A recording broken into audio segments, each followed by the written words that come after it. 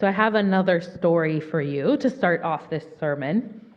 There's a post from Tumblr that I love by a user with an amazing username of "My Lord, She's a Cactus." And this story is about a ship called the Carpathia. And it is an incredible story. On April 15th of 1912, in the middle of the night, the Titanic struck an iceberg, and it began to sink. It sent out a distress signal, which was received by the Carpathia, which at this point was about 60 miles away, which means that at top speed, it would take them 4 hours to get there. So here's my paraphrase of the story. Carpathia's Captain Rostron was woken up by the radio operator who heard the signal, and he sprang into action. He called for all sorts of preparations to be done to make things as smooth as possible while they went towards the Titanic. The lifeboats were prepared. Oil was ready to be poured over the sides of the ship to calm the sea and let the lifeboats pull up alongside the boat.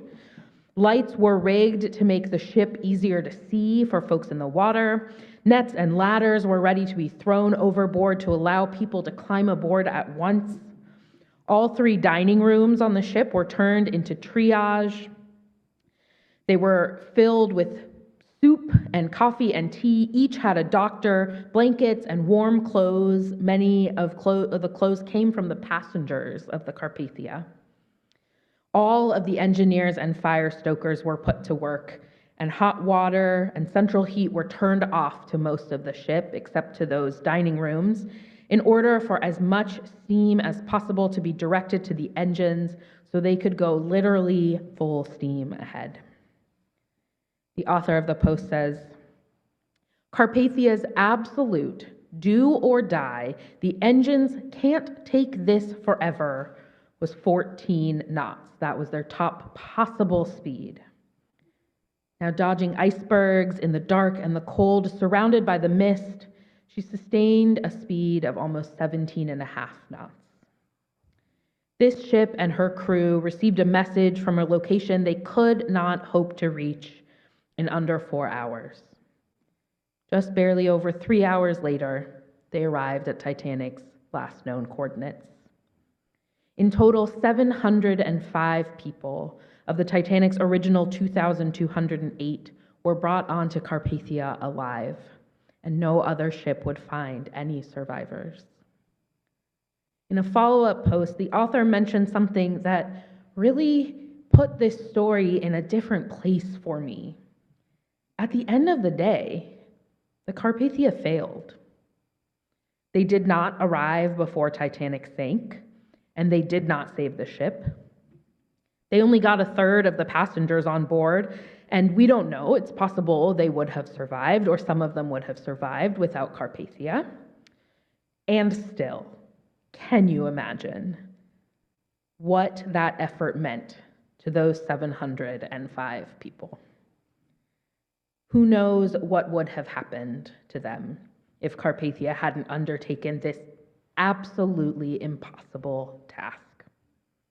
Captain Rostron, his crew, and the passengers knew that they were inextricably linked to those on the Titanic, and they went literally full steam ahead to do whatever they could. The author writes, "It matters that they tried." This is a story about a group of people giving everything they possibly could, far more than we might expect anyone to give, with the faintest hope of making some tiny difference for people they didn't know. This is what I mean when I say that we do this together. We know we are deeply interconnected, and it matters that we care about other people and work to support them, even when it's hard and disheartening and we think we will probably fail. And it's important that we hold each other when it's hard and disheartening and we think we will probably fail. And then in the moments when we do fail, sometimes we fall short. Sometimes we don't live into our values as well as we could. We make mistakes and hurt others, or the thing we are doing is simply just not quite possible. That's what happens when we strive for a liberation that does not yet exist in the world. That is hard work, and we're going to mess it up. But we do this together.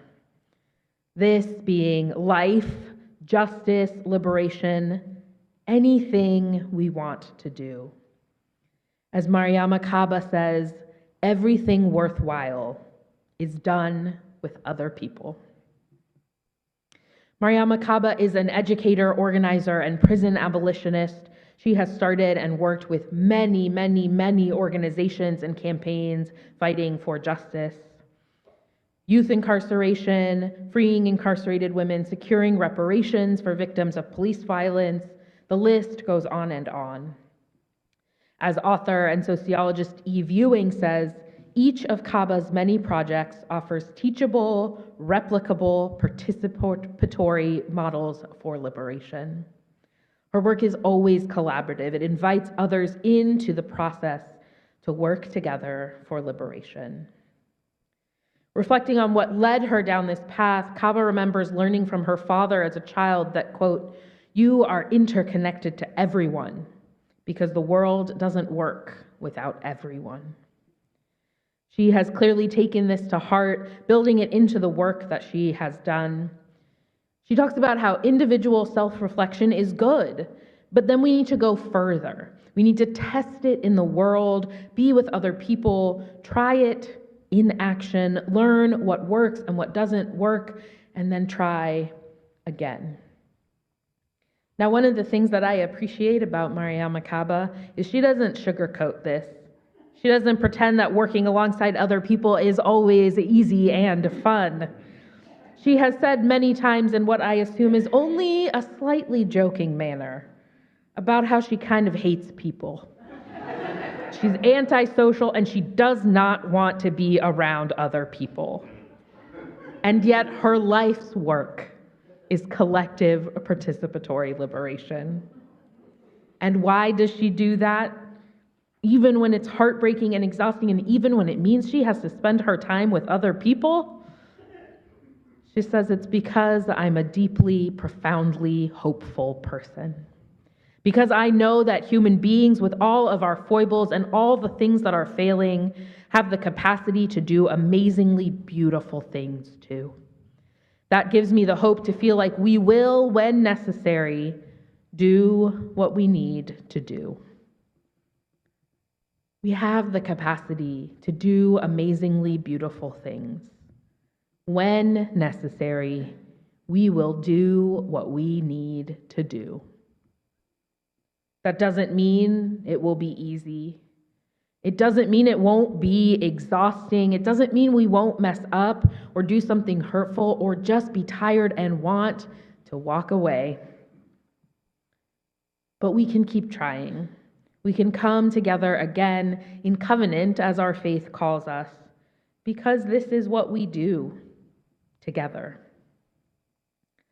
In the reading from Mia Mingus that Chuck read for us earlier, she says, "What if we cherished opportunities to take accountability as precious opportunities to practice liberation? What if we remembered that addressing the small things between us helps to prevent the big things?" Because that's part of working together too, right? Is taking accountability. Mia Mingus invites us to imagine if accountability wasn't scary, and she has to invite us to do that because it's often very scary to take accountability. Being able to say, "I was wrong. I'm sorry. Can you tell me how to make it right?" Those are very scary words to say, and to mean them, and to invite response from someone else. But that's part of being in community, being in covenant, in right relationship, working for justice and liberation, working against white supremacy culture and oppression. That needs relationship, and it needs accountability. The status quo does not want you to apologize. Doesn't want you to think about how you might have hurt someone or a community and work to make it better and build deeper relationships. The status quo wants you to move on, to keep chugging along and to stay disconnected and isolated. The story of the bees that I told earlier is an important reminder for why we can't stay disconnected and isolated, even when we feel like what we are doing is so tiny, those 2 little drops of honey. When we combine it with what others are doing, it's suddenly an amazing abundance. So I want you to think about this. Who is your hive? Who do you come together with? Bring your 2 little drops and have them become such an abundance. It can be your congregation, your family, other groups, maybe your coworkers, maybe your classmates. There are so many hives that we are all part of. But then from our smaller hives, we need to multiply what we can do even more by working with other hives, with other partners in the community, networks of mutuality that are expanding wider and wider, like we heard about earlier for the Louis D. Brown Peace Institute, right? It's not one small group of people, it's groups coming together to do this work. That is how we reach liberation. So let's be a collection of hives. Let's practice accountability with grace for one another. Let's try even when we think we are going to fail. Even when we do fail, let's come back and try again. Because that, beloveds, is how we do this all together. May it be so, and amen.